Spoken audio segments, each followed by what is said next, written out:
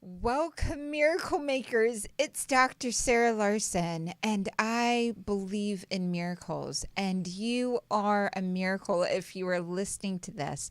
We're in studio, UBN Setset Gower Studios. And with today's guest, we have Stedman Graham with us. Miracle makers, Stedman Graham in the house for you. Along with me is Greg Larsen, baby. Dr. Sarah Larsen, how are you today? I am fantastic, and we want to have as much time with Stedman Graham, who is an amazing entrepreneur, businessman, amazing writer of at least 11 books, two of which have been on New York bestsellers list. And today we're talking about how do you lead yourself and identity, and we're stepping into You Can Make It Happen. Those are titles of his books as well. So welcome, Stedman Graham. We're so grateful. Thank you so much. Thank you so much for having me. Appreciate it very much.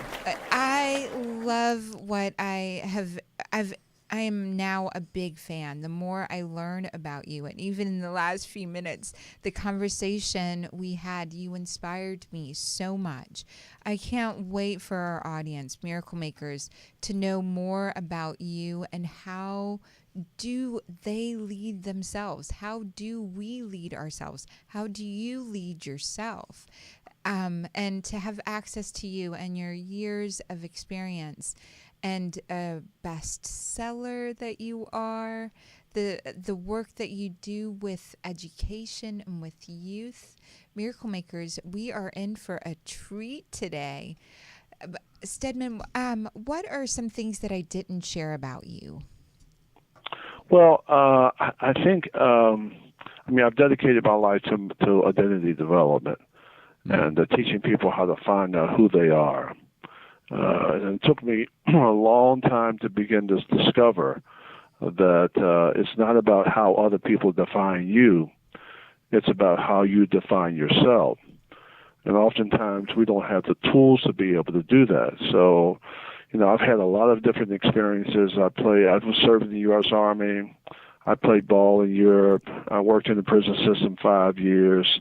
I, started a charity called Athletes Against Drugs that I had for 27 years.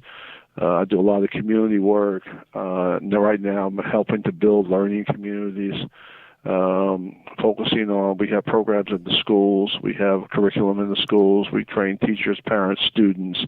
We train corporate members. We do a lot of leadership training for executives. So throughout all of that, I really discovered, if you can find the core of who you are, if you can find out what makes you happy, if you can find your skills, your talents, your abilities, if you can begin to focus, because whatever you focus on expands, then you can build a life for yourself. And so I've been able to understand how to take information and education and make it relevant to who I am as a person, and then transfer that information to my mind. So I'm a thinking human being. I try to be conscious every single day, and then be able to share that with the resources of the world and apply those resources to my own life. So the more I have, the more I can give and serve other people. And to me, that's about as close to freedom as you can get. That is a great definition of freedom, to be able to serve as many people as you can serve, and to be a thinking man present in the moment. So incredible. And in looking you up, I heard a story about you that you had shared when you worked in a grocery store as a young man. You were working in a grocery store, and your friend who had a family was working alongside you. And I'd love for you to share that story. Well, I remember, I'll tell you a story that really hit home for me is that I was, grew up in an all-black town surrounded by a white county where they said nothing ever good comes out of the Whitesboro. We had a lot of good that came out of Whitesboro, but we were labeled. I grew up in a family with two disabled brothers in my family, which is a tough thing to deal with. So I had a low self-esteem and a lack of confidence in myself. And And the only thing that really saved me, like I said later on in life, I worked in the prison system. The only thing that saved me was really kind of basketball. And it saved me from destroying myself. And basketball was kind of my way out. I was a pretty good ball player, and we had one store in our town, which is a small town. And so I was down there one Saturday morning with my friends and hanging out. And I was a bragger. I knew I was going to go to college because I was getting all these scholarship offers from all over the country. And so I expected to go to college. I was taking college prep and all of that in school. And so I'm about 14 or 15 years of age, and I'm down there at Mr. T.A.'s. Mr. T.A. owns the store, and I'm down at his store one Saturday morning. And like I said, I'm a bragger, and I was bragging to everybody I was going to go to college because I was the first one in my family to go to college. And Mr. T.A. was behind the counter, and I said to him, Mr. T.A., guess what? I'm going to college. And I'm thinking Mr. T.A. is going to say, you know what, we are so excited for you. You're going to college. You got out of this town. Mr. T.A. looks at me, and I look at him, and he says to me, son, you're not going to no college. Your family's too stupid, and you're too dumb. And you know, you're at that age, a young man, and you look up to older adults, and you were taught that, and the guy that you look up to says to you, you're not going to no college, your family's too stupid and you're too dumb. You kind of get sad. I was sad for a long time, and then one day I was walking down the street going home, and I stopped in my tracks and I got mad.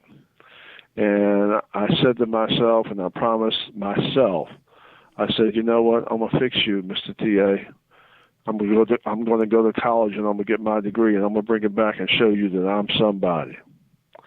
And so I went to college, and it was tough trying to graduate, but what drove me is that I knew I had to get that degree and take it back to Mr. T.A. and show him that I was somebody.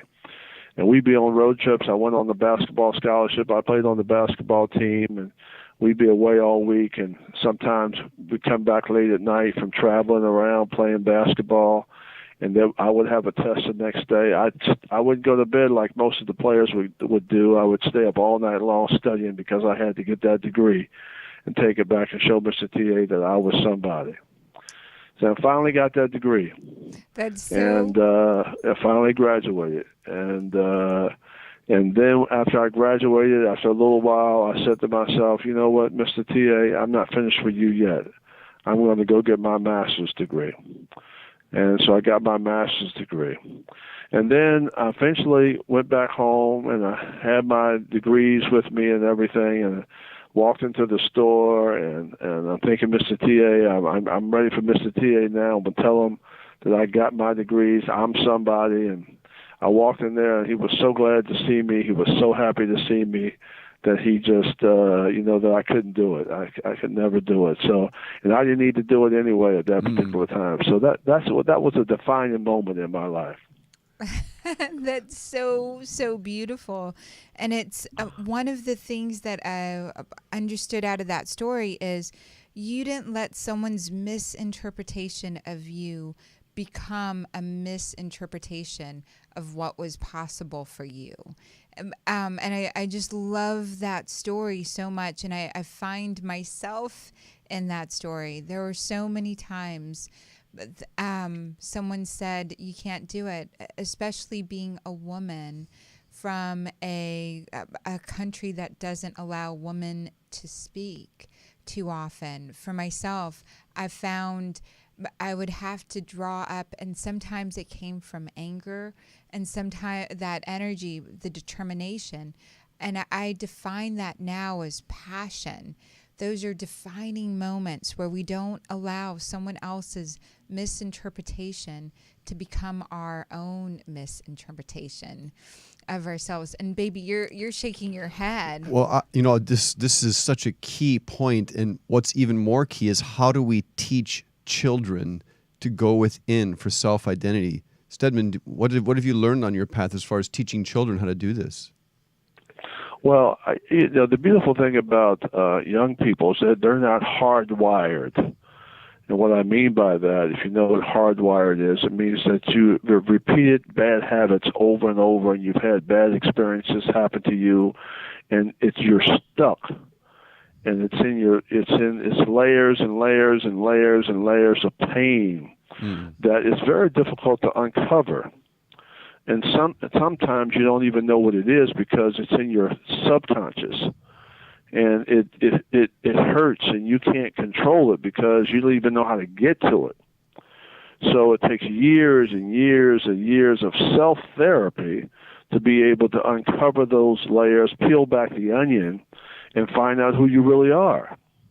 And so if you can start with young people at an early age and begin to organize and align their information, content, knowledge, and also education and courses around things that they are naturally good at and things that they should be doing, and you can make them aware of how to, be self-directed learners and how to be thinkers and lifelong learners and how to take information and education and make it relevant to skill building, then you grow up with finally a fine-tuned athlete, so to speak. I mean, if it's tennis, I'm using sports as an analogy, but as tennis, and they become great tennis players because they started early, so they become great students, and they become great mathematicians because they learn the numbers early and they work at it early, and so they become whatever they can become,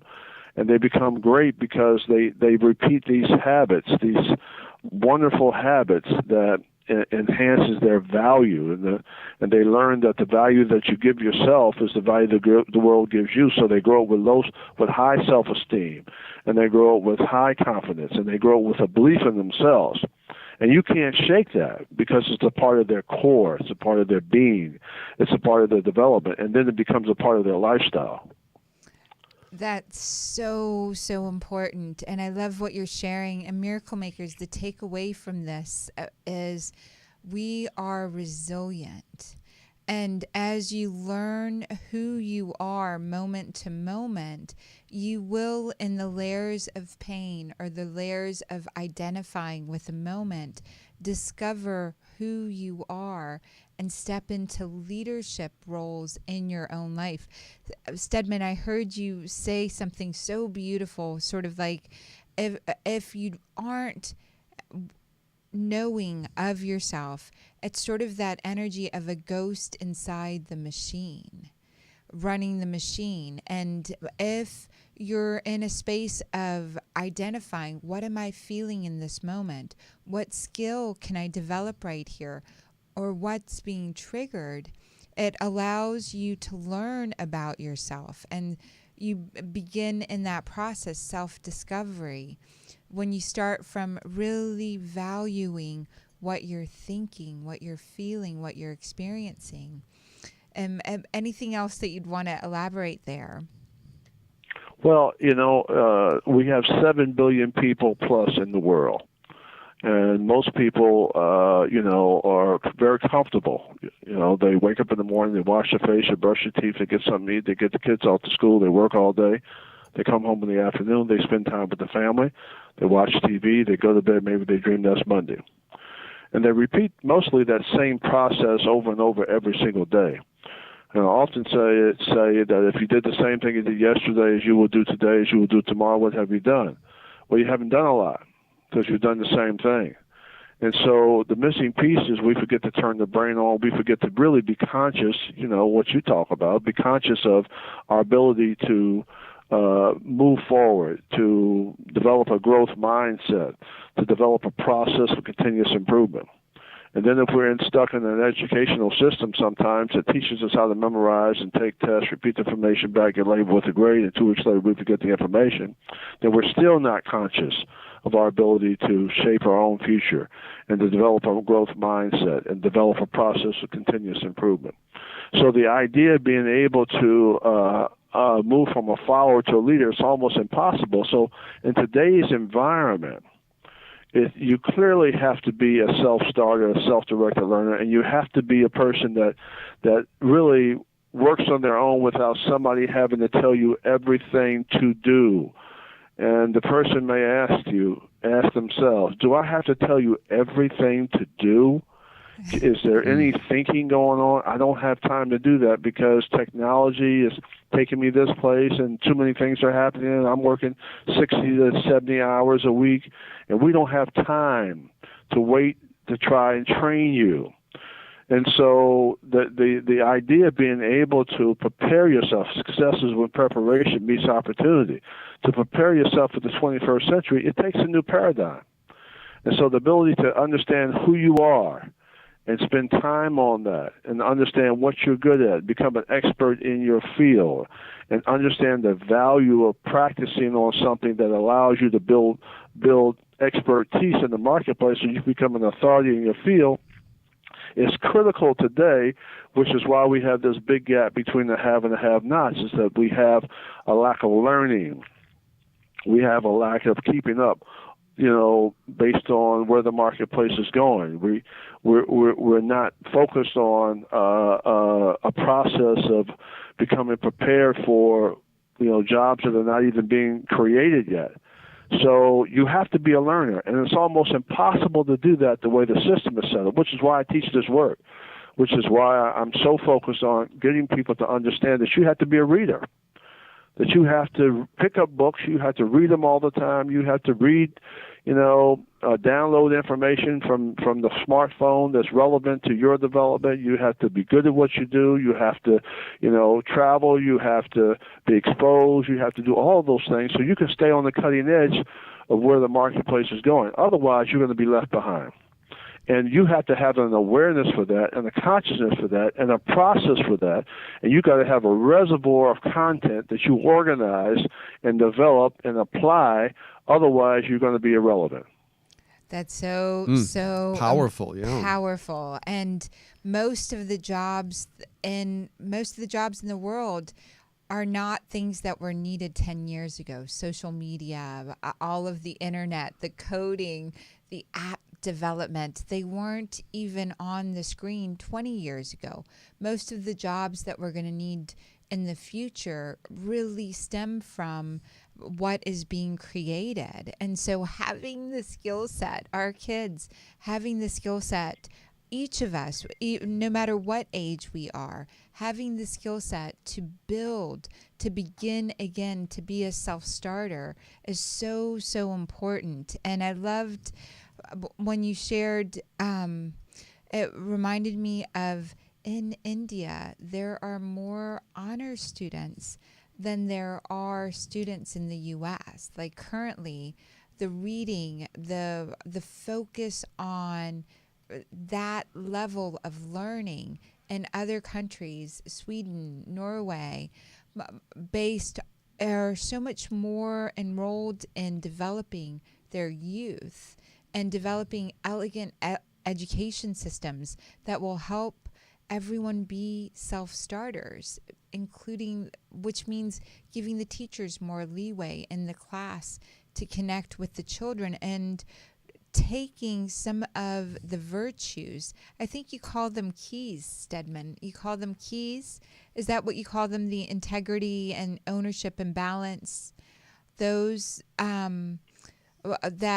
those are the keys, that 7 keys to leadership. The competencies. To competencies. Would you go over those? Right. Those were so beautiful because I think at any age, I remember Ben Franklin had the 12 virtues, and he would work on one virtue week after week after week. And then when he mastered that virtue for himself, he'd move on to the next virtue. And I believe you have these keys that are really, really beautiful. Would you talk about those? I just think it's important to be able to, I like what you talk about in terms of consciousness. And I think that's the problem, is that we're so inundated with all of the external things that define us. And we're defined by our house and car and money and title and job. We're defined by our race and defined by our religion. and defined by our family, and defined by all the external things that keep us in a box. And so when you're defined by that, then you live by that. And you have this socially constructed message and label that tells you who you are.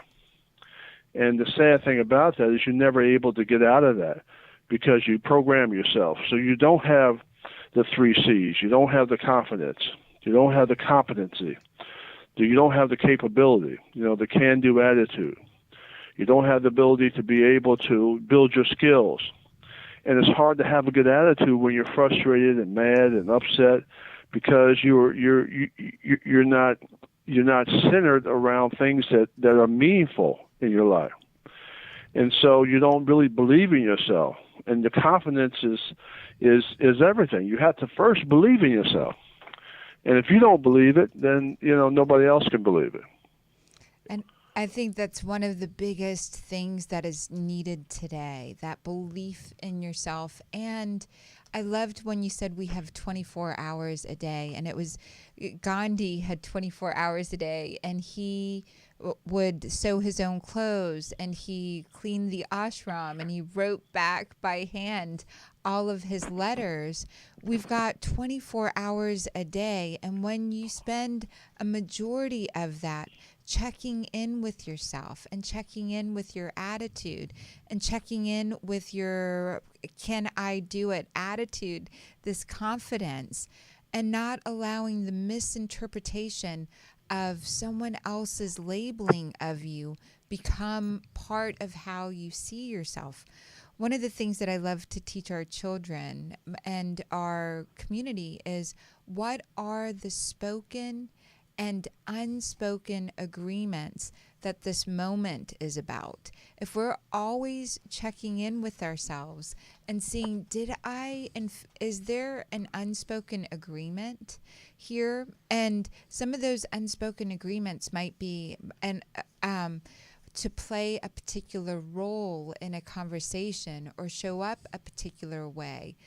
For example, children may not speak up even when they know their parents are going in the wrong direction, or in a situation where like right now, the skill set, what you shared, that self-starter, that unspoken agreement that I'm going to tell you what to do and your job to do it well, and then you will get a grade of an A, B, or a C, is sort of this unspoken agreement that we're going to measure your intelligence based on a system that isn't necessarily serving to create leaders. And so that I'd love for you to speak a little bit about that, what comes in for you around the 24 hours and noticing the spoken and unspoken agreements that we have. Well, I think the 24 hours to me is what, that eliminates all of the labels around race and what you can't do and gender and all of that. Everybody's equal because everybody has 24 hours. So you got the same 24 hours I have and the same 24 hours that anybody else has. So the question is that how are you organized? What are your habits? What do they look like? What are you doing? What's your thinking like? How do you see yourself? What do you believe about yourself?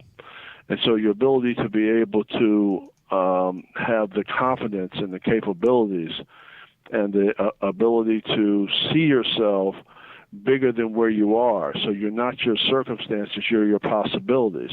That's based on a vision. And so in identity leadership, I often go into teaching vision because vision is the, if you can't see it, you can't be it. Vision allows you to get beyond poverty. Vision allows you to step out of your current circumstances. Poverty is doing the same thing over and over every single day, getting the same results. And so you have to be able to use your mind and think beyond your historical background, what you learned from your parents, what fears you had, what challenges you had to, you dealt with when you were growing up. And how do you get out of that I call it a slave enslaved mindset or mindset of being comfortable where you are, or sometimes even a negative mindset that keeps you in that place because you don't actually see yourself getting beyond the storyboard that goes around and around in your head all of your life. And sometimes you're a victim, and sometimes you're dealing with a lot of shame and a lot of guilt, and you don't think you're worthy, and you don't think you're good enough. And so you've repeated this over and over, that you've created a hardwired a motivation for yourself that is negative. And you're very, very comfortable with it. And so comfortable with it that if you get out of it, or someone tells you that you really are great, that you have greatness, you wouldn't believe it anyway. So it's being able to reprogram yourself and realize that there is a process for success. And the process for success is the same for everybody. It doesn't make any difference who it is. That's what I got. I realized that, there's a thinking process for success. There's a methodology for success. There's a small step process for success. There's a step-by-step program for success. And so when you understand how to put the pieces of the puzzle together, you start to really form a picture. If you paint by the numbers, you can follow that, and all of a sudden, wow, look what I did. And so the ability to be able to achieve success starts with small steps. The same way the ability to be able to climb a mountain still starts with small steps. It's a small step process. And sometimes you can get off track, and sometimes you can, go over here and you go left and too far left, and you got to get back, in terms of vision, it's a straight line. You got to get over here close to the straight line. If you're not clear, if you don't have any clarity, if you don't understand where you're going or who you are or how to get there, you have no instruction. You have no information, you have no background, you have no support, you have no family support, you have no peer support, you have no education. So all of that gets you off track based on having the knowledge and skills to be able to complete the journey, because you understand where you're going and you understand the process of getting there. And so that's the journey. And if you can understand that and begin to put those pieces in place, even if you put the wrong piece in place, you can take it away and find another piece to put in there. And sometimes it takes years to do that. So it is a beautiful process if you, number one, don't give up. You keep going, and if you educate yourself and you read and you understand the value of knowledge and information and how to apply that over and over until you can actually create success in your life. That's so beautiful. And baby, you're shaking your head. Well, all of this is great. And, and so it makes me think a little bit deeper, because there's so much information available. We have like 6 training programs we're trying to learn right now because we're trying to better ourselves always. And so, there's never been more strategies. There's never been more paths to success. Yes. And so, but what keeps people from really diving in and doing what's needed and staying on track? What keeps people from doing that? Because there's so many paths now available for success and so many means to do that. Why are people still held back? Well, they're held back because the system is not set up for real learning and application, because you're difficult to learn if you don't know who you are, if you don't have a sense of self, if you don't know what your passion and purpose is, if you don't know why you're here, if you don't know what you love. And so you have to begin to figure out, it's all based on love. So the foundation for existence is love. You can exist, but you're really not existing because you're really not alive, because you're really not engaged. You're really not conscious. So you might as well, not be in the game. It's hard to stay in the game when you were just walking around, waiting for something to drop out the sky, and you take no control over your own destiny because you don't have a foundation for growth and development, which is, always love. It's always love. And so the ability to be able to love yourself and organize what you love and organize what you're passionate about, organize what you care about, and organize those things that make you happy, give you the opportunity to micromanage a program, a practical program around those things that you care about. So you can begin a process of organizing, thinking, and then applying information and education to your passions and to your purpose and to those things that allow you to build those skills that are necessary for you to be able to get to where you want to go. And then once you understand that that is the foundation for growth and development, and that gives you a growth mindset, it allows you, like I said before, to develop a process of continuous improvement, then you need a direction. Where are you going with this? Who do you want to become? What's it look like in the future? The good book says when you have no vision, I'm talking about vision, when you have no vision, the people perish. So a leader without vision is like a boat without a rudder. It takes you're just sailing around going anywhere the tides take you because you have no control, because you can't see beyond the horizons. And so if you're short-term, right, you're not going to last. And so you've got to be able to create a long-term process for organizing the habits, which are the 24 hours. Each day you have another day to work on yourself, to improve yourself, to create better habits, to improve those habits that will take you toward your destination. And so people are not trained to actually do that. They're trained to, again, get the information, read it, and they don't know how to apply that information to an actionable item or an actionable program that allows them to get better at what they do so they can improve their life. It's a process of continuous improvement that will take you in the direction that you want to go.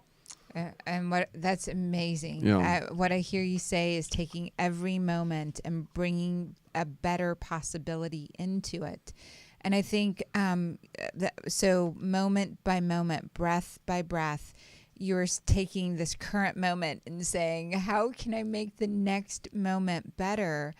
And I think what you hit on early on, Stedman, when you said it was the layers of pain in the subconscious, there's layers of pain, I believe, that are when we get stuck in a mindset of don't let anyone find out this thing about me. If people knew this thing about me, then they wouldn't like me, approve of me, want me, or allow me to be part of receiving something. And so I think that word shame, that if people knew this about you, then they wouldn't want you. And I think that those are buried deep in the layers of our subconscious, buried deep. And Stedman, when you said getting that sense of growth ingrained, it doesn't matter what happened before. I'm going to grow larger than. And when you said the grocery store owner,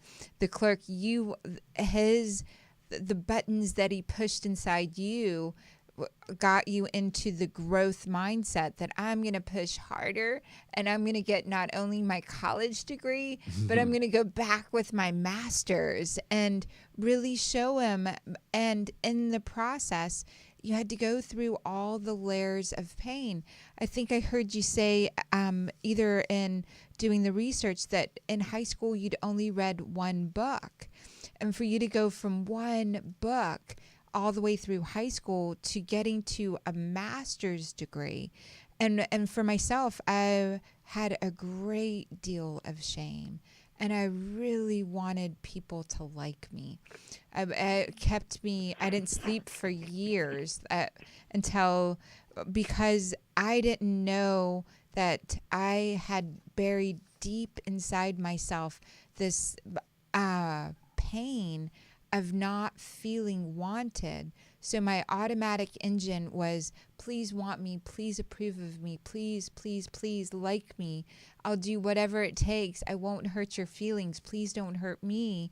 Was the automatic layers of pain in my subconscious. And when I had my own version of the grocery store clerk come in, I said, my own personal motto was, my skin is thick and my skin is growing thicker. And so I didn't care about, and it was really moment to moment, breath by breath. Other people's opinion of me are none of my business. My own opinion of me is none of my business. I'm just going to keep moving forward. And because I want to serve to the highest level possible, I need to grow thicker skin. And so that became part of my motto, was having thicker skin. And that really helped me be able to go to sleep when I identified the layers of my pain were caused by my desire to have people like me, approve of me. And if my approval was always outside myself, there was nobody home to guide me into starting where I needed to be and to go further and further. Those 24 hours were spent in a loop in my head rather than in a process in my heart that allowed me to be the highest version of myself moment to moment. Well, that's why it takes so much. Support, and it takes, trying to find your way. And I've read every self-help book I could get my hands on to try to figure out the roadmap. I didn't necessarily have a strong support system, even though I did in my community, and I had strong parents, but they didn't have the information that I needed to free myself from the world that I lived in every single day. So I was searching for that equality within myself, and I was looking for it first on the outside. And if you know anything about freedom, you'll never find freedom on the outside. Freedom is always on the inside. And so I was looking for the wrong place for freedom and the wrong place for value. And didn't realize that the value that I give myself, like I said before, the value that I give myself is the value the world gives me. The world sees me as I see myself. So that changes my whole perspective about, okay, it's not about the world, it's about me and how I see myself. And again, based on identity leadership philosophy, that you can't lead anybody else until you first lead yourself. And so I had the potential to do things that I needed to do. I had the athletic background. I had the discipline to be able to do it, but I didn't understand how to apply the information and apply the knowledge and education that I was getting. And I didn't know how to make that relevant to my own skill set and my own passions and purpose and what I love. So, we often feel selfish when we, focus on ourselves, and that's a mistake. Because, again, you can't lead anybody else until you first lead yourself. You can't love anybody else until you first love yourself. So it's really about loving yourself and having a relationship with yourself and understanding who you are as a person and what makes you happy, which allows you now to identify those things in the world that you can connect to and aspire to that will match your natural ability and that will guide you and that will support you. When the student is ready, the teacher will appear. So the universe will give you everything you want because it's energy that you're putting out. And if it's positive energy, you're going to, whatever you put out, you get back. So if it's negative energy, whatever you put out, you get back. So it's a changing of the way that you think and feel about yourself, which is very difficult to do. If you've been in that household for 18, 19 years, you grew up in a fear-based family, in a fear-based society, in a fear-based culture, and you're working way below your potential because that's what you learn. It's learned behavior.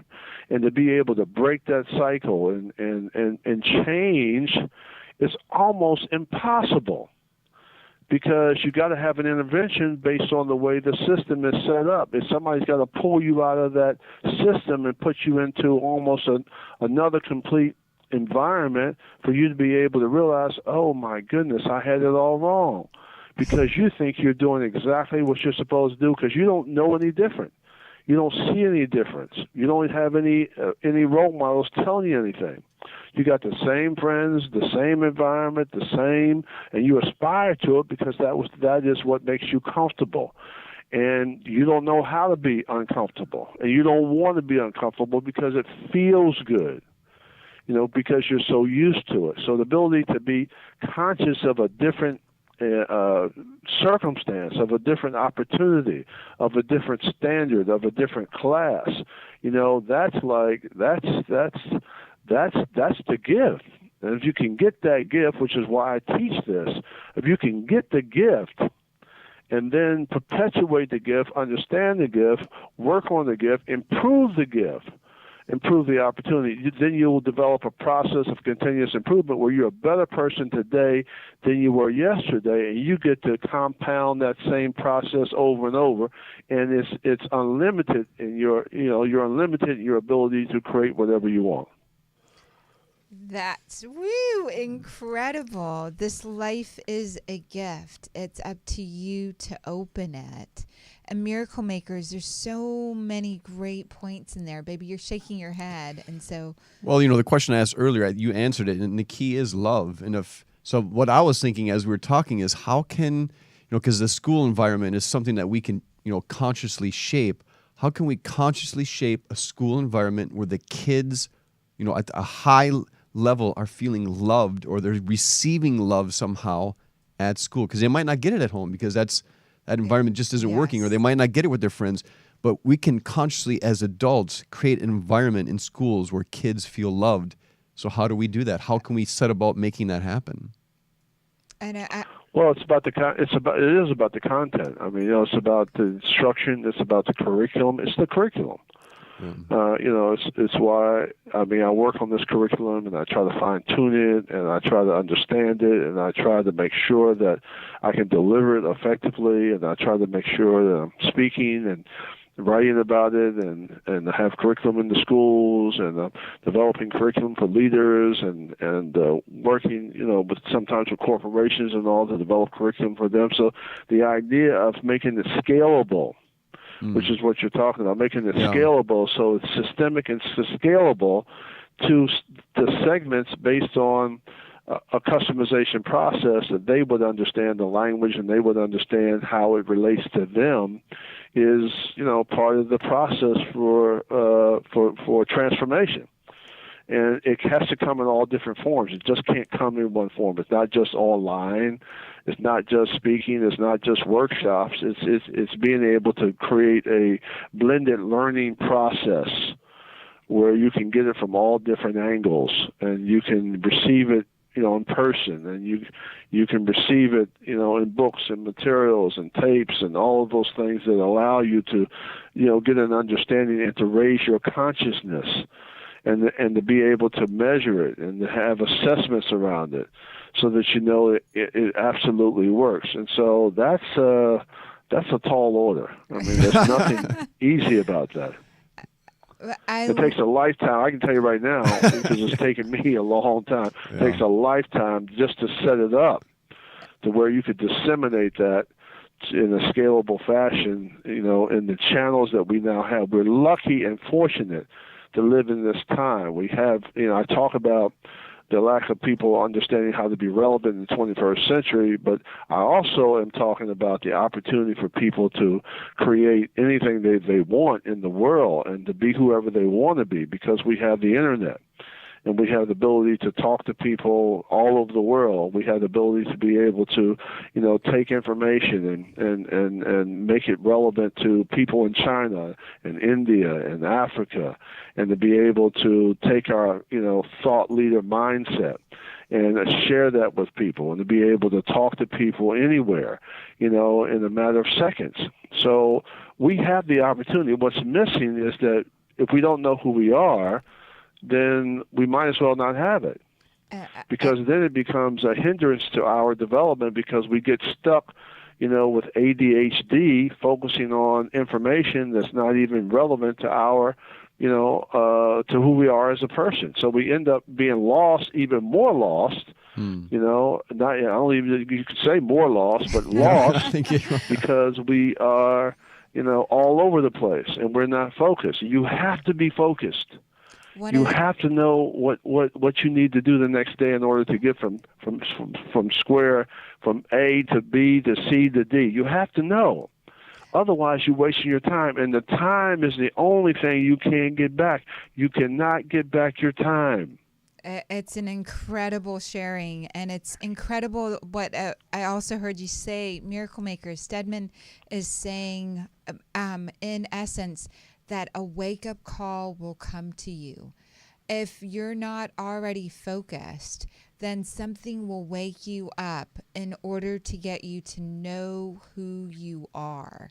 And if you're already on the path, and we can set children on the path early on, it will help them be able to help us in the future to develop out these systems. But wake-up calls are happening all over in order for us to identify who we are and how do we lead ourselves and allow ourselves to create elegant systems to create for our children and for the future.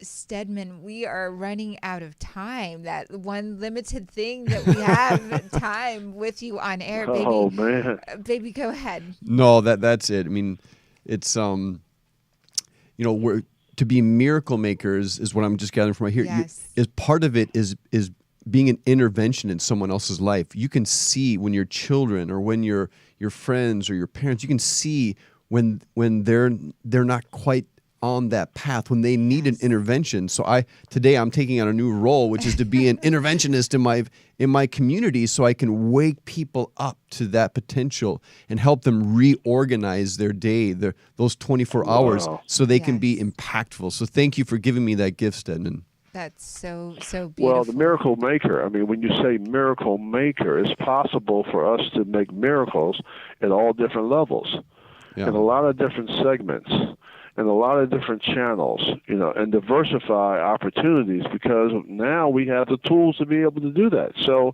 what we lack is our thinking. So once we change our thinking, then we get to empower ourselves. And if you get to organize yourself around you every day, then you're creating miracles not only for yourself, but you get to share those miracles with other people so that they can be empowered, so that you can raise their consciousness, so you can be able to lift their spirit, so you can enhance their value. And the value that you give yourself is the value that you can give other people based on knowing who you are. I don't know of anything better. That is a miracle. Yes. It is a miracle. And Stedman, you are a miracle for us. And for those that are listening and not with us on the visuals that we have, the identity leadership. Can you talk a little bit about how people, miracle makers, can find you and identity leadership curriculum, your curriculum? Yeah, so I've enjoyed it. I don't know if we're out of time, but thank you so much for the opportunity. Yes. Go ahead and tell us your identity leadership curriculum. Oh, okay. Right. So I have identity leadership. I do a lot of speaking engagements and workshops, and I have identity leadership in the schools, and I have it in colleges, and we're working on it to make it available. In the book form. My new book is Identity Leadership, and so I look forward to sharing that message with people all over the world. It's based on Maslow's highest level of development, which is self-actualization, which he hasn't created, and I'm thinking that I'm helping him to create that, so I can share that with the world and show people how to self-actualize themselves, so that they can build value, perform at the highest possible level. They have a high performance a process, and they can improve their productivity, and they understand their value, and they eliminate all the labels and all of the victimization excuses. There are no excuses, and you get to work on you every single day. Isn't that fun? Yes. That is so fun. I am so grateful. Thank you, Stedman, so much for coming on. We look forward. Can we have another conversation on air again, please? Oh, please. Anytime. Thank you so much. Thank you so much. Thank you for what y'all both do.